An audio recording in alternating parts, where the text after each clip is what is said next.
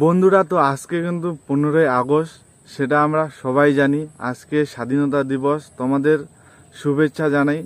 আজকের দিনটা খুবই স্পেশাল, আমাদের গর্বের বিষয় একটা, তাই না?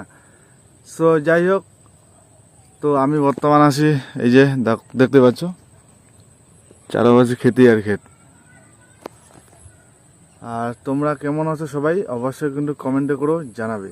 আজকের দিনেই কিন্তু আমাদের দেশ স্বাধীন হয়েছে, যেটা হলো 1947 সালে 15ই আগস্ট। আর প্রায় 80 বছর হচ্ছে আর কি।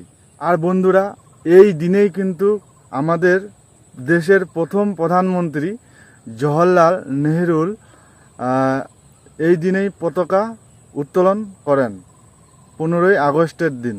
জায়গাটা হলো তোমার নয়াদিল্লির লাল কেল্লায় কিন্তু। আর বন্ধুরা, এই দিনেই কিন্তু ভারত প্রায় 200 বছরও বেশি ব্রিটিশের আমলে ছিল আর কি।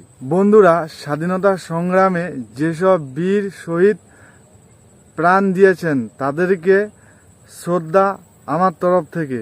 আর তোমরাও কমেন্টে করে শ্রদ্ধা জানাবে অবশ্যই।